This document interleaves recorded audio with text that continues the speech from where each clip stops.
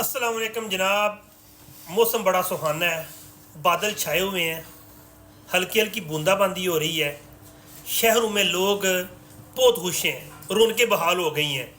लेकिन पाकिस्तान का 60% तबका जो कि गांव लेवल पे रहता है वो इस वक्त परेशान है। क्यों परेशान है? क्योंकि गंदम की कटाई शुरू हो चुकी है और बारिश की वजह से अब वो फसल का वो झाड़ भी नहीं मिलेगा, वो जो मिकदार नहीं मिलेगी।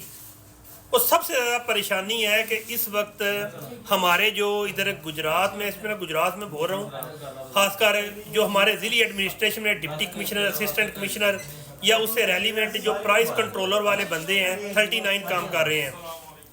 वो यूरिया की खाद 4000 की 10,000 में सेल हो रही है, उसको कंट्रोल नहीं कर सके। 7000 की DAP 16,000 में सेल होती रही है, उसको कंट्रोल नहीं कर सके।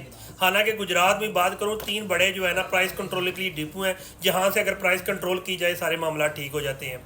लेकिन ये मामे बने हुए हैं कि जनाब आप कहते हैं कि अब हमारी जिम्मेदारी है कि प्राइस सेल कंट्रोल करनी, प्राइस को निकालनी जो है 3200-3400। मुझे इनका ये भी पता है कि जिस तरह ये करप्शन करते हैं कि इन्वेस्टर से पैसा इकट्ठा किया, अपना पैसा इकट्ठा किया, ज़हीरा अंदोज़ी की, और ठीक 2 माह बाद आपको यही जो है गंदम है 5600 मन के हिसाब से मिलेगी। ये सिस्टम है। सबसे पहले किसान भाइयों को चाहिए कि बराए मेहरबानी अपनी गंदम भी सेल ना करें तो घर ना बवो, बंदे दे पुत्र बनो तो रोडा ते निकलो। तुहाडे नाल बड़ी आवाम खलोने तैयार है।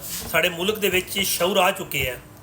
शऊर सानू इस चीज़ ते हुण यानी कि सानू समझ आ गई है कि जिन्ना चਿਰ ਅਸੀਂ अपने हक वास्ते आवाज़ बुलंद नहीं करनी, रोड ते निकलना, सानू हक नहीं मिल सकता।